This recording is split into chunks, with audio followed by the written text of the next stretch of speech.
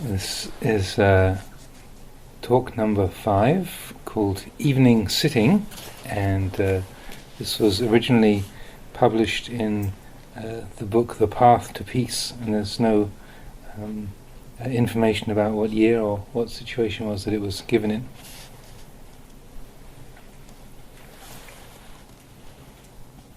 I would like to ask you about your practice. You have all been practicing meditation here, but are you sure about the practice yet? Ask yourselves, are you confident about the practice yet? These days there are all sorts of meditation teachers around, both monks and lay teachers, and I'm afraid it'll cause you to be full of doubts and uncertainty about what you're doing. This is why I'm asking. As far as Buddhist practice is concerned, there is really nothing greater or higher than these teachings of the Buddha which you've been practicing with here. If you have a clear understanding of them, it'll give rise to an absolutely firm and unwavering peace in your heart and mind. Making the mind peaceful is known as practicing meditation or practicing samadhi. The mind is something which is extremely changeable and unreliable. Observing from your practice so far, have you seen this yet? Some days you practice sitting meditation, and in no time at all, the mind is calm. Other days you sit, and whatever you do, there's no calm. The mind constantly struggles to get away, until eventually it does. Some days it goes well, some days it's awful. This is the way the mind displays these different conditions for you to see. You must understand that the 8 factors of the Noble Eightfold Path merge in Sila, Samadhi and Panya. They don't come together anywhere else.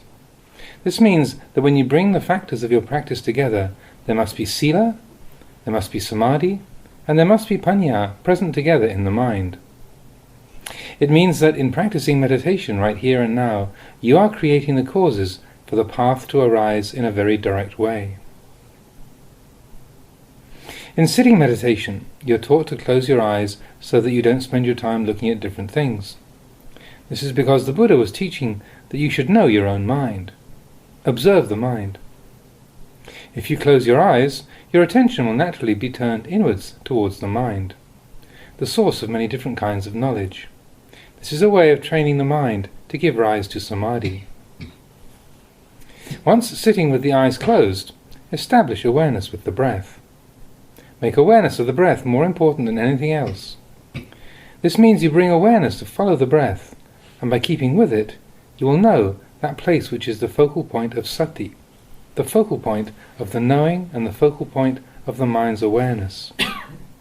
Whenever these factors of the path are working together, you'll be able to watch and see your breath, feelings, mind and aramana, as they are in the present moment.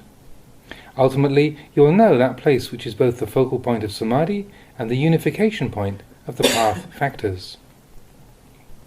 Now, aramana means simply a mental object. When developing samadhi, fix attention on the breath and imagine that you are sitting alone with absolutely no other people and nothing else around to bother you. Develop this perception in the mind, sustaining it until the mind completely lets go of the world outside and all that's left is simply the knowing of the breath entering and leaving.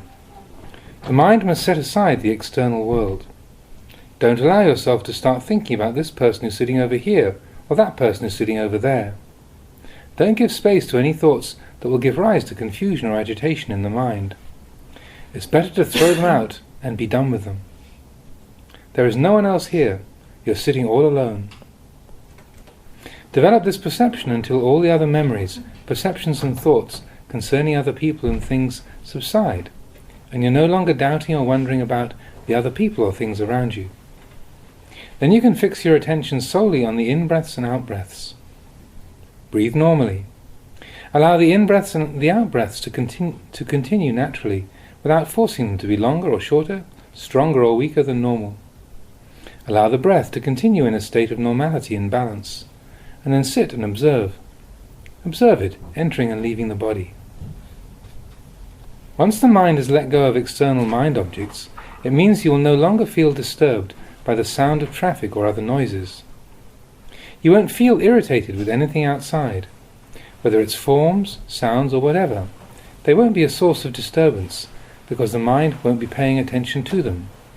It will become centered upon the breath. If the mind is agitated by different things and you can't concentrate, try taking an extra deep breath until the lungs are completely full, and then release all the air until there's none left inside. Do this several times, then re-establish awareness and continue to develop concentration. Having re-established mindfulness, it's normal that for a period the mind will be calm, and then it'll change and become agitated again. When this happens, make the mind firm, take another deep breath, and subsequently expel all the air from your lungs. Fill the lungs to capacity again for a moment, and then re-establish mindfulness on the breathing. Fix sati on the in-breaths and the out-breaths, and continue to maintain awareness in this way. The practice tends to be this way, so it will have to take many sittings and much effort before you become proficient. Once you are, the mind will let go of the external world and remain undisturbed.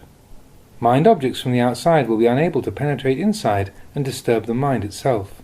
Once they are unable to penetrate inside, you will see the mind.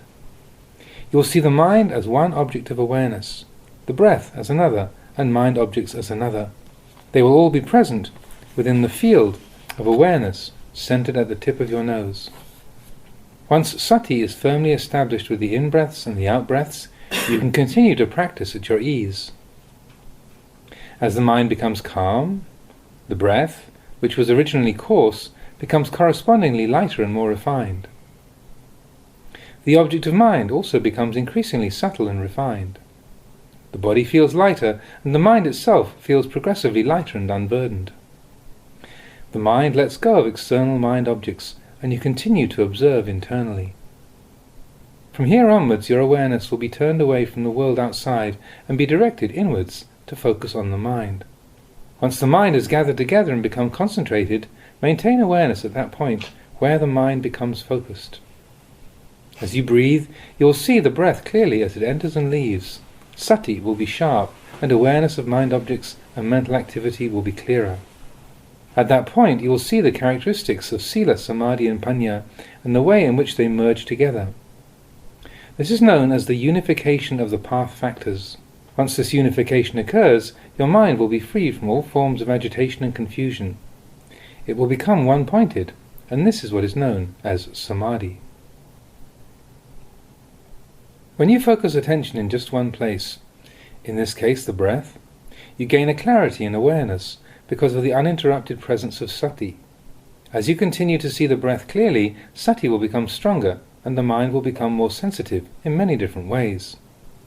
You will see the mind in the center of that place, the breath, one-pointed with awareness focused inwards, rather than turning towards the world outside. The external world gradually disappears from your awareness, and the mind no longer goes to perform any work on the outside. It's as if you've come inside your house, where all your sense faculties have come together to form one compact unit. You are at ease, and the mind is free from all external objects. Awareness remains with the breath, and over time it will penetrate deeper and deeper inside, becoming progressively more refined. Ultimately, awareness of the breath becomes so refined that the sensations of the breath seem to disappear. You could say either that awareness of the sensation of the breath has disappeared, or that the breath itself has disappeared.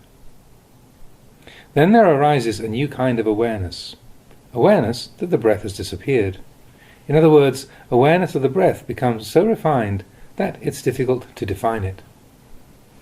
So, it might be that you're just sitting there and there's no breath. Really, the breath is still there, but it has become so refined that it seems to have disappeared. Why? Because the mind is at its most refined, with a special kind of knowing. All that remains is the knowing. Even though the breath has vanished, the mind is still concentrated with the knowledge that the breath is not there. As you continue, what should you take up as the object of meditation? Take this very knowing as the meditation object. In other words, the knowledge that there is no breath, and sustain this. You could say that a specific kind of knowledge has been established in the mind. At this point, some people might have doubts arising, because it's here that nimitta, or mental signs, images or visions that can arise in meditation, these can appear. These can be of many kinds. including both forms and sounds. It's here that all sorts of unexpected things can arise in the course of the practice. If nimitta do arise, some people have them, some people don't, you must understand them in accordance with the truth. Don't doubt or allow yourself to become alarmed. At this stage, you should make the mind unshakable in its concentration and be especially mindful. Some people become startled when they notice that the breath has disappeared, because they're used to having the breath there. When it appears that the breath has gone, you might panic or become afraid that you're going to die. Here you must establish the understanding that it's just the nature of the practice to progress in this way. What will you observe as the object of meditation now? Observe this feeling that there is no breath, and sustain it as the object of awareness as you continue to meditate. The Buddha described this as the firmest, most unshakable form of samadhi. There is just one firm and unwavering object of mind. When your practice of samadhi reaches this point, there will be many unusual and refined changes and transformations taking place within the mind, of which you can be aware. The sensation of the body will feel at its lightest, or might even disappear altogether. You might feel like you're floating in mid-air, or seem to be completely weightless. It might be like you're in the middle of space, and wherever you direct your sense faculties, they don't seem to register anything at all. Even though you know the body is still sitting there, you experience complete emptiness. This feeling of emptiness can be quite strange. As you continue to practice, understand that there's nothing to worry about. Establish this feeling of being relaxed and unworried, securely in the mind. Once the mind is concentrated and one-pointed, no mind object will be able to penetrate or disturb it, and you'll be able to sit like this for as long as you want. You'll be able to sustain concentration without any feelings of pain and discomfort. Having developed samadhi to this level, you'll be able to enter or leave it at will. When you do leave it, it's at your ease and convenience. You withdraw at your ease, rather than because you're feeling lazy or tired. You withdraw from samadhi because it's the appropriate time to withdraw, and you come out of it at your own will. This is samadhi. You are relaxed and at your ease. You enter and leave it without any problems. The mind and heart are at ease. If you genuinely have samadhi like this, it means that sitting meditation and entering samadhi for just 30 minutes or an hour will enable you to remain cool and peaceful for many days afterwards. Experiencing the effects of samadhi like this for several days has a purifying effect on the mind. Whatever you experience will become an object for contemplation. This is where the practice really begins. It's the fruit which arises as samadhi matures. Samadhi performs the function of calming the mind. Samadhi performs one function, sila performs one function, and panya performs another function. These characteristics which you're focusing attention on and developing in the practice are linked, forming a circle. This is the way they manifest in the mind. Sila, samadhi and panya arise and mature from the same place. Once the mind is calm, it will become progressively more restrained and composed due to the presence of panya and the power of samadhi. As the mind becomes more composed and refined, this gives rise to an energy which acts to purify sila. Greater purity of sila facilitates the development of stronger and more refined samadhi, and this in turn supports the maturing of panya. They assist each other in this way. Each aspect of the practice acts as a supporting factor for the other ones. In the end, these terms become synonymous. As these three factors continue to mature together, they form one complete circle, ultimately giving rise to magga, the path. Magga is a synthesis of these three functions of the practice working smoothly and consistently together. As you practice, you have to preserve this energy. It is the energy which will give rise to vipassana or panya. Having reached this stage, where panya is already functioning in the mind, independent of whether the mind is peaceful or not, panya will provide a consistent and independent energy in the practice. You see that whenever the mind is not peaceful, you shouldn't attach, and even when it is peaceful, you shouldn't attach. Having let go of the burden of such concerns, the heart will accordingly feel much lighter. Whether you experience pleasant mind objects or unpleasant mind objects, You will remain at ease. The mind will remain peaceful in this way. Another important thing to see is that when you stop doing formal meditation practice, if there is no wisdom functioning in the mind, you will give up the practice altogether, without any further contemplation, development of awareness, or thought about the work which has still to be done. In fact, when you withdraw from samadhi, you know clearly in the mind that you have withdrawn. Having withdrawn, you should continue to conduct yourself in a normal manner. Maintain mindfulness and awareness at all times. It isn't that you only practice meditation in the sitting posture. Samadhi means the mind which is firm and unwavering.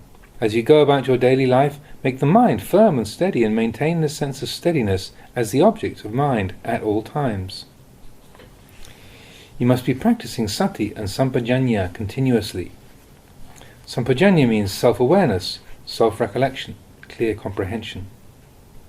After you get up from the formal sitting practice and go about your business, walking, riding in cars and so on, whenever your eyes see a form or your ears hear a sound, maintain awareness. As you experience mind objects which give rise to liking and disliking, try to consistently maintain awareness of the fact that such mental states are impermanent and uncertain. In this way the mind will remain calm and in a state of normality. As long as the mind is calm, use it to contemplate mind objects. Contemplate the whole of this form, the physical body. You can do this at any time and in any posture, whether it's doing formal meditation practice, relaxing at home, out at work, or in whatever situation you find yourself. Keep the meditation and the reflection going at all times. Just going for a walk and seeing dead leaves on the ground under a tree can provide an opportunity to contemplate impermanence. Both we and the leaves are the same. When we get old, we shrivel up and die. Other people are all the same. This is raising the mind to the level of vipassana, contemplating the truth of the way things are the whole time. Whether walking, standing, sitting or lying down, sati is sustained evenly and consistently. This is practicing meditation correctly. You have to follow the mind closely, checking it at all times. Practicing here and now at 7 o'clock in the evening, we have sat and meditated together for an hour and now stopped. It might be that your mind has stopped practicing completely and hasn't continued with the reflection. That's the wrong way to do it. When we stop, all that should stop is the formal meeting and sitting meditation. You should continue practicing and developing awareness consistently without letting up. I've often taught that if you don't practice consistently, it's like drops of water. It's like drops of water because the practice is not a continuous, uninterrupted flow. Sati is not sustained evenly. The important point is that the mind does the practice and nothing else. The body doesn't do it. The mind does the work. The mind does the practice.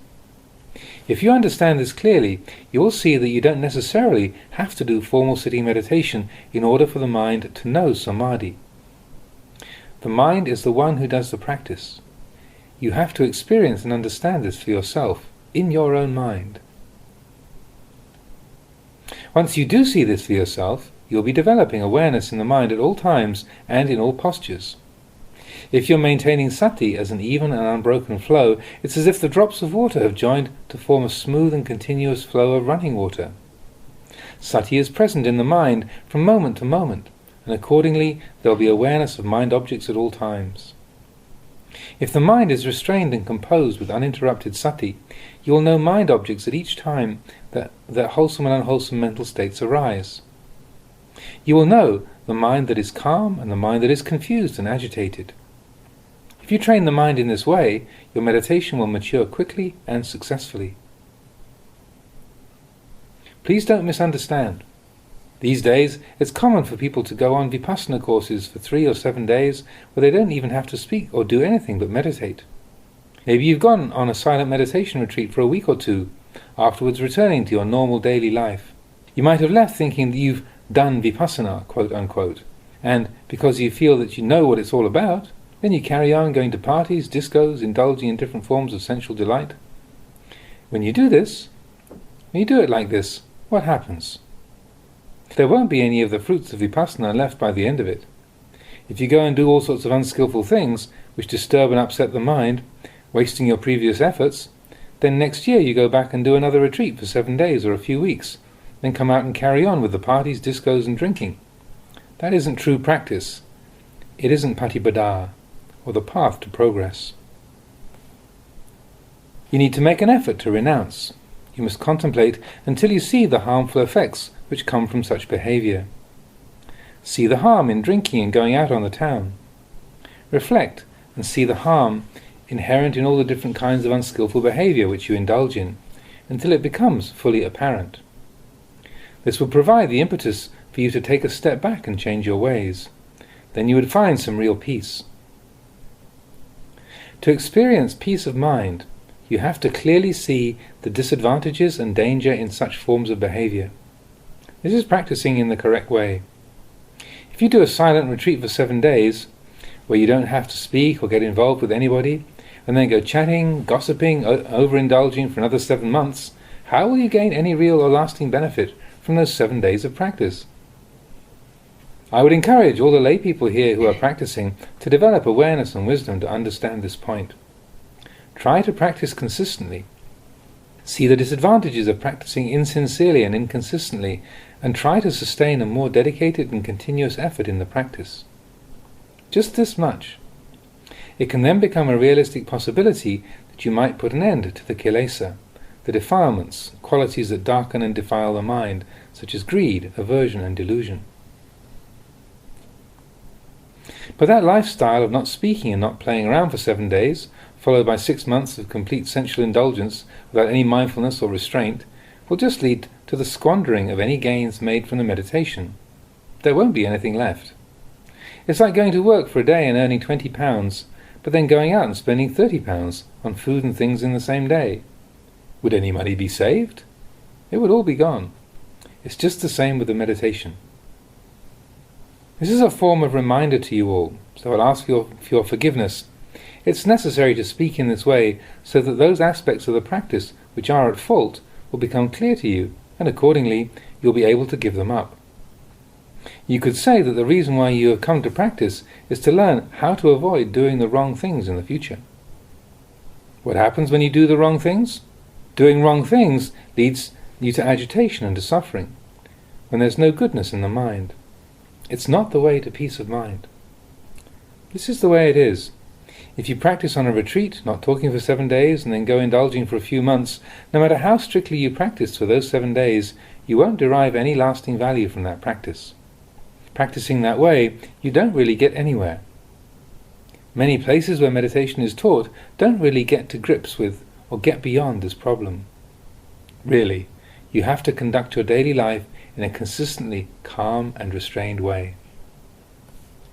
In meditation, you have to be constantly turning your attention to the practice. It's like planting a tree. If you plant a tree in one place, and after 3 days pull it up and plant it in a different spot, then after a further 3 days pull it up again and plant it in yet another place, it'll just die without producing anything. Practicing meditation like this won't bear any fruit either. This is something you have to understand for yourselves. Contemplate it. Try it out for yourselves when you go home. Get a sapling and plant it in one spot, and every few days go and pull it up and plant it in a different place. It will just die without ever bearing any fruit. It's the same doing a meditation retreat for 7 days, followed by 7 months of unrestrained behavior, allowing the mind to become soiled, and then going back to do another retreat for a short period, practicing strictly without talking and subsequently coming out and being unrestrained again. As with the tree, the meditation just dies. None of the wholesome fruits are retained. The tree doesn't grow, the meditation doesn't grow.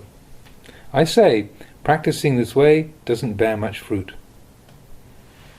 Actually, I'm not fond of giving talks like this. It's because I feel sorry for you that I have to speak critically. When you're doing the wrong things, it's my duty to tell you, but I'm speaking out of compassion for you. Some people might feel really uneasy and think that I'm just scolding them. Really, I'm not just scolding you for its own sake. I'm helping to point out where you're going wrong, so that you know. Some people might think Luang Por is just telling us off, but it's not like that. It's only once in a long while that I'm able to come and give a talk. If I were to give talks like this every day, you would really get upset. But the truth is, it's not you who gets upset. It's only the kilesa, your defilements, that are upset. I'll say just this much for now. Here you are.